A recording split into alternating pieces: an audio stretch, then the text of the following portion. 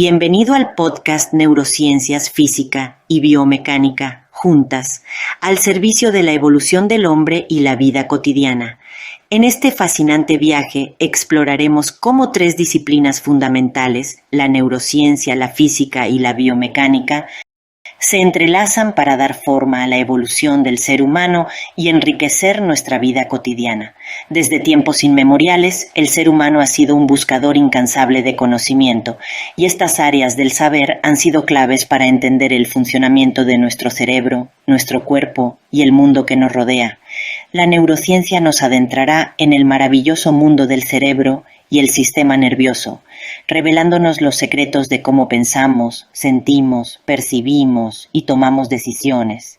Descubriremos cómo nuestros pensamientos y acciones están intrínsecamente conectados con la actividad eléctrica y química de nuestro cerebro y cómo esta información ha sido utilizada para mejorar nuestras habilidades cognitivas y emocionales. La física, por su parte, es la piedra angular de las leyes que rigen el universo y, sorprendentemente, también influye directamente en nuestro cuerpo y movimientos. Exploraremos cómo los principios físicos como la mecánica y la cinemática nos han permitido entender la biomecánica humana y por ende mejorar nuestra capacidad para mover el cuerpo de manera eficiente y segura. Además, veremos cómo estas disciplinas convergen para desarrollar herramientas emergentes que están redefiniendo la manera en que experimentamos la realidad. Prepárate para sumergirte en el fascinante mundo de la neurociencia, la física y la biomecánica y descubre podcast Neurociencias Física y Biomecánica juntas, al servicio de la evolución del hombre y la vida cotidiana. Mereces que te respeten. La mejor cualidad de una persona es dejar ser al otro. Es nuestra vida, nuestro mundo, nuestras circunstancias de mundo con pretensión de civilizado, plagados de opiniones ajenas que adoptamos como propias sin ningún análisis concienzudo. Opiniones de todo, de política, de religión, de economía, de amor, de salud, de educación y de todo lo demás también. Tenemos algo como el vicio de hablar y por otro lado la necesidad de sostener, a costa de lo que sea, nuestros puntos de vista, sin plantearnos si pudiera estar incorrecto o si pudiera mejorar en el acto de aceptar partes de otros puntos de vista. Vivimos en un mundo, sociedad, cultura, que nos impone cada vez más elementos externos y nos escucha menos. La necesidad de ser escuchados prevalece como una necesidad vital. Hemos perdido así la capacidad del diálogo. Diálogo, con origen en el concepto latino dialogus, que a su vez deriva de un vocablo griego. Un diálogo describe a una conversación entre dos o más individuos que exponen sus ideas o afectos de modo alternado para intercambiar posturas. En ese sentido, un diálogo es también una discusión o contacto que surge con el propósito de lograr un acuerdo. En otra definición, diálogo, vocablo formado en las primeras décadas del siglo XIII. Su significado era trabajo literario que consistía en la conversación entre dos o más personas. Del antiguo francés dialogue, del latín dialogus y del griego diálogos, relacionado con dialogestai, conversar, derivado de las palabras dia a través de ilegé. El no diálogo. Usualmente cuando hablamos no dialogamos, sino que monologamos. Establecemos una comunicación de una persona hacia sí misma y después la otra hace lo mismo, creyendo que porque hay un aparente interlocutor se está produciendo en realidad un diálogo. Establecemos, en el mejor de los casos, una relación en que primero uno hace su monólogo y después lo hace el otro, normalmente sin permitir que haya un flujo de dos, interrelacionándose, interconectándose, intercambiando ideas, mezclando elementos para llegar a una nueva y mejorada sustancia, algo que haga crecer a ambos, un punto de vista primigenio. Es como querer hacer una pizza y se encuentran dos personas para hacer la masa. Tendrían que mezclar el agua con la harina y luego cocinarla, pero en su defecto, el que trae la harina se queda con la harina, el que trae el agua se queda con el agua y jamás cocinan nada. La solución inmediata a nuestro aislamiento es salir y contarnos a otros. Contamos nuestra historia, nuestro pensamiento, nuestras costumbres, nuestras decisiones, aquello que nos ayuda a salir adelante cada día. Y lo contamos a quien esté ahí. No nos planteamos si ese que está ahí quiere o necesita escucharnos. ¿Acaso le servirá de algo lo que digamos?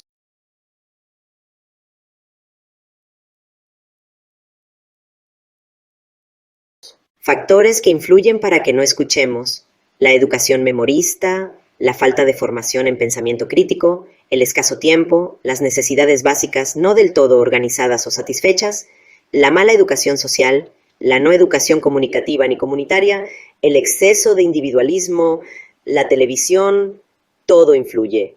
Pero, ¿y dónde estamos nosotros? Como esa entidad individuo que decimos o creemos que somos, que pretendemos ser, imponiendo un poco de coherencia a todo esto. De manera ontológicamente equivocada nos dividimos entre yo y el otro. Pero, ¿quién es el otro? ¿Y quién soy yo?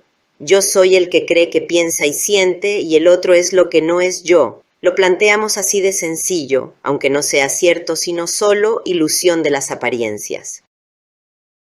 ¿Hasta qué punto haremos prevalecer una opinión o impondremos un monólogo sin considerar las necesidades del otro?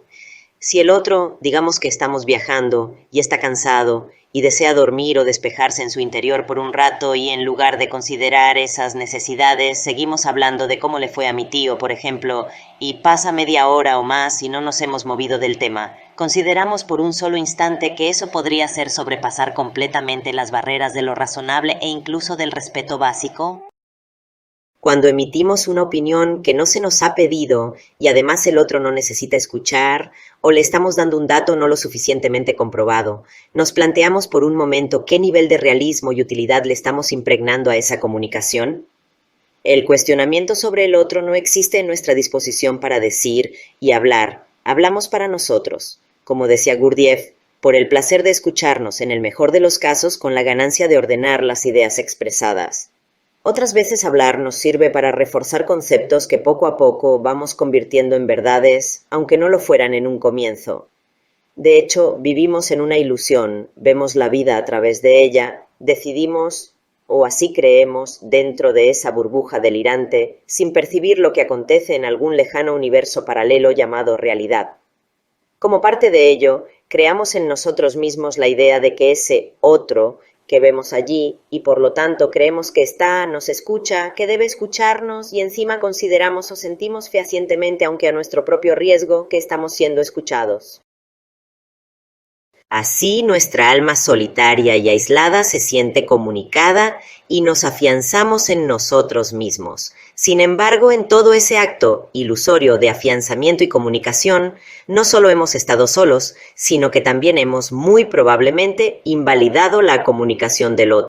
No formulamos preguntas en lo que decimos, o al menos no preguntas honestas, válidas y necesarias, cuyas respuestas estemos dispuestos a escuchar. Decimos, expresamos, deseamos ser escuchados, lo cual no es malo, pero ahora vamos a analizar qué ocurre tanto con nosotros como con el otro. Si es verdad eso de que hablamos para oírnos, para eso podríamos hacerlo en la ducha, mientras caminamos solos por la calle, en nuestro balcón o en la cocina. No utilicemos a otra persona simplemente para descargar nuestra necesidad de hablar. Actitudes del oyente. En primer lugar, al intentar mirar, escuchar o responder a ese otro, debemos ser conscientes de todas las limitaciones expresadas en los párrafos anteriores. Ser consciente de ello implica ponerse en un segundo plano y alejarse de uno mismo para lograr, aunque sea mínimamente, objetividad y racionalidad. Solo desde ese lugar, en nuestro silencio, compasión y humilde posición en el universo, podemos intentar escuchar al otro. La falta de respeto es imaginar sus necesidades, o peor aún, sus errores, lo que le sucede, o las circunstancias que lo rodean, y pretender saber qué es lo que nos está pidiendo, cuando en realidad no tenemos la más mínima idea de todo eso. El trabajo de interponer la racionalidad y la objetividad es en sí mismo un trabajo sobre el ego. Si en lugar de hacer todo eso, simplemente le vomitamos palabras de cualquier tipo, ya sean enseñanzas morales, religiosas, filosóficas o evaluaciones psicológicas, no solo estaremos ignorando por completo lo que el otro intenta comunicar y faltándole el respeto, sino que también estaremos entorpeciendo la comunicación. Esa comunicación, casi siempre inexistente debido a la preponderancia de la vorágine de nuestro propio sistema, es lo único que puede empezar a recuperar nuestra verdadera humanidad, algo que hemos perdido hace demasiado tiempo. Nos hemos aceptado, aún sin quererlo, como robots justicieros que le dicen al otro qué cambiar, qué no hacer y cómo proceder, incluso frente a una simple pregunta, como por ejemplo, ¿a qué teléfono llamar para solicitar una ambulancia? No estoy exagerando. Si observas lo que sucede a tu alrededor y te observas a ti mismo o a ti misma y logras verte, verás que es así. Te asustarás al notar la incongruencia en tu comportamiento. Se revelarán las trampas mentales de la autocomplacencia y todo lo que hayas hecho estará justificado como el único resultado posible ante las circunstancias. El otro está siempre equivocado, porque, eso sí, nosotros siempre nos consideramos intachables y perfectos. Lo que has hecho fue juzgar y faltar el respeto, seguramente, sin dar la más mínima oportunidad de defensa. Detalles de un estilo de diálogo que no lo es. Dentro de este estilo de comunicación, común en la supuesta normalidad de nuestros tiempos, el aparente receptor puede tomar varias actitudes. Una de ellas es el no es así o yo no creo eso. Esto significa que, mientras expresábamos nuestra necesidad de afianzamiento sin preguntarle al otro nada y tomando lo que decimos como una verdad absoluta con derecho a pertenecernos, esa persona estaba negando la validez de nuestros pensamientos y decisiones, estaba o está en contra de lo que decimos y podría catalogarnos de egoístas por decir o sentir eso, entre otras cosas. Esperaba que terminemos, en el mejor de los casos, para zamparnos una violenta negación de todo nuestro pensar y sentir. Nada de eso pertenece a una escucha con diálogo, ni activa, ni con la intención de seguir juntos en el negocio. Vaya antagonismo que se traía. Y yo que creí que me estaba comunicando. Otra es, pues yo no hago eso ni lo siento así, es que se lo había preguntado y después suelta todas las razones del mundo para hacerlo, sentirlo o pensarlo de otra manera. ¿A dónde fue mi comunicación? ¿Para qué hablo si siempre todo termina igual? Y por último, un tercer ejemplo. Ajá, eso es un acuse parcial de recibo utilizado para promover que el otro siga hablando o para que me deje tranquilo, pero, ajá, lo resuelve todo. ¿Es que no me escuchaste nada? Obvio que no. Te dije, ajá, ¿no te alcanza con eso? Por supuesto que no. No te pregunté tu opinión y quería que me escuches, que me entiendas. Nosotros siempre tenemos razón. Desde nuestro punto de vista, creemos que tenemos razón, especialmente en cuestiones subjetivas. Es cuando se trata de temas basados en datos precisos, de carácter científico o sobre la distancia en kilómetros de un punto a otro, que esto no aplica. Pero en cuanto a nuestras emociones, deseos, gustos u odios, siempre tenemos razón. Por ejemplo, cuando decimos odio a los, llénalo con la nacionalidad, etnia, estado civil, profesión, lo que tú quieras. Estamos expresando un sentimiento de rechazo hacia ese grupo en particular. No estamos afirmando que esté bien o mal, aunque es probable que lo sintamos, a menos que alguien intente hacer que reflexionemos sobre una posible ética social, humana o moral al respecto. No se puede decir que estemos equivocados. Por ejemplo, odio las habitaciones desacomodadas. Es una declaración personal y la persona que lo dijo tiene sus motivos, razones o experiencias que la llevan a sentir así. Nadie en el mundo puede afirmar sin pecado de prejuicios que no es así como debe ser, que está mal o que es inmoral. Puede que sea una declaración extrema, pero es su verdad. En teoría, somos libres de emitir una opinión y expresar lo que sentimos. El santo silencio. El silencio es un elemento precioso, considerado incluso por varias religiones como una joya que permite alcanzar la comunión más profunda con nuestro interior o incluso con Dios, sin afirmar ni negar lo último, ya que depende de cada uno. Defiendo el silencio y el nivel de apertura que cada persona elige. Elijo la idea de respetar al otro en la posible invasión de palabras que no lo ayudarán. Ni siquiera estoy hablando de conversaciones negativas. Estoy hablando de hablar cuando el otro no lo necesita, cuando no estamos llenando un vacío y cuando además ni siquiera nos están escuchando porque lo que decimos no interesa. Es fundamental decir cosas de las cuales estamos bien informados, entre otras razones, para no contribuir a aumentar la desinformación. En la realidad, llamada así aunque no lo sea, no habitualmente sabemos con certeza lo que sucede a nuestro alrededor. Es más prudente informarse o preguntar, que asegurar lo que no sabemos a ciencia cierta, o en todo caso decir, leí en tal lado y cuidadosamente repetir de manera fidedigna el mensaje de lo leído.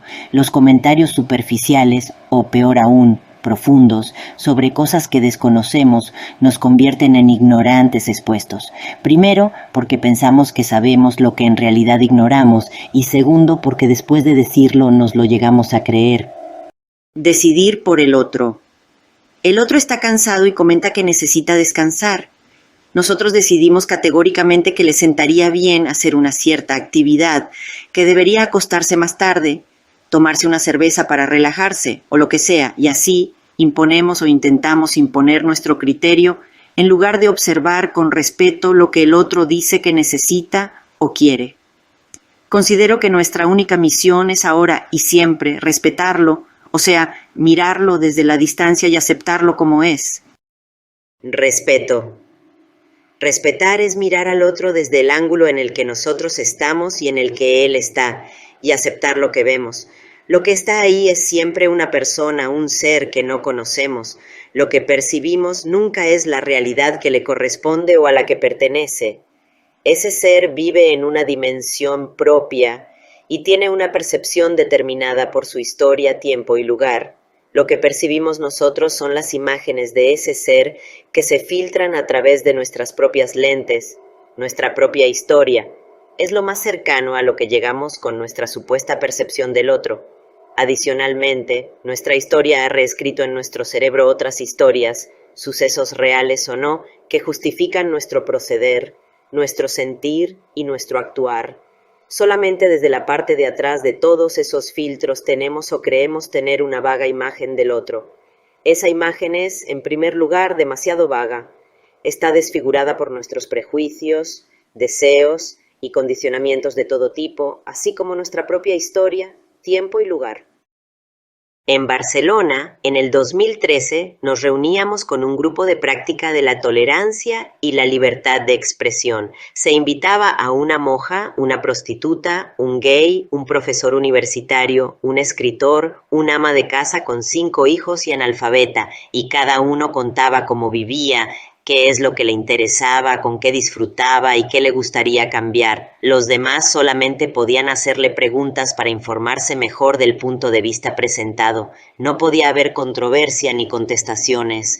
Era la práctica pura de la aceptación de lo que el otro o los otros decían. De hecho, llevé la experiencia a un diálogo interreligioso internacional desde la plataforma de las Naciones Unidas. Tuve muchas sorpresas.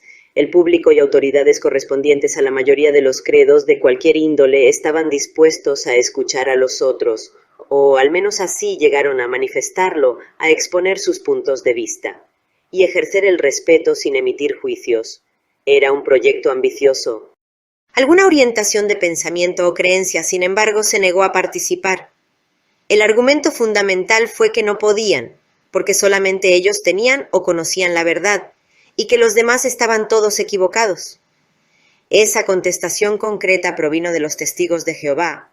La Iglesia Católica simplemente no participó.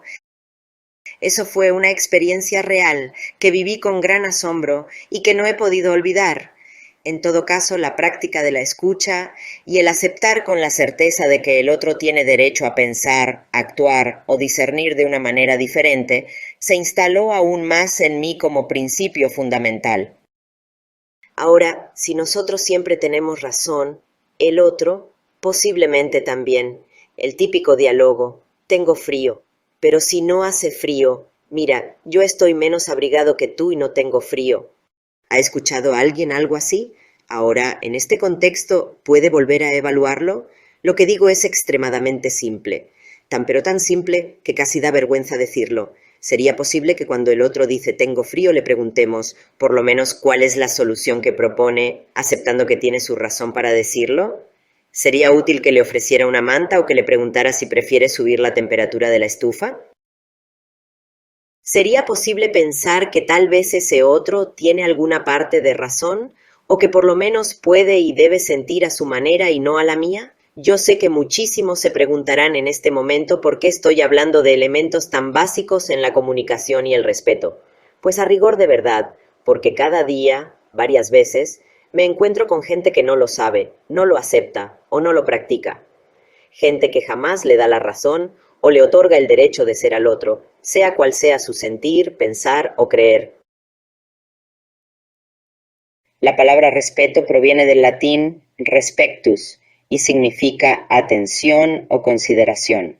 De acuerdo con el diccionario de la Real Academia Española, el respeto está relacionado con la veneración o el acatamiento que se hace a alguien. El respeto incluye miramiento, consideración y deferencia. Consideración. Consideración significa tener en cuenta algo con respeto, trato con respeto y urbanidad. La pasé muy bien, me han tratado con mucha consideración en esta casa. No tuvo ninguna consideración conmigo pese a que soy un hombre mayor. Tener en cuenta las condiciones del otro en un momento determinado, como sus deseos, sus necesidades, opiniones, sentido y concepto de sí mismo y autoproyección, respetando especialmente sus opiniones y deseos para sí mismo. Uno dice, hoy no quiero tomar alcohol, el otro responde, vamos hombre, que eso te hace bien, te relaja, ya verás cómo te sienta de maravillas. ¿Por qué no mejor preguntarle qué es lo que quiere tomar e invitarlo o dejar que se invite con eso que está expresando que quiere?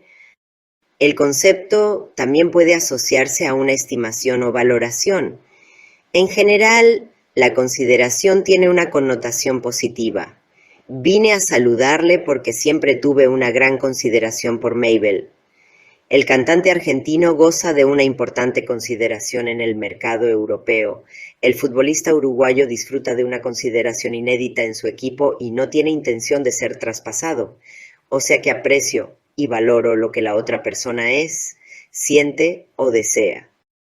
Y si nos propusiéramos instaurar prácticas de respeto, la gente que quiere relacionarse debería desarrollar el respeto mínimo de cuidar en todo sentido el uso de sus palabras.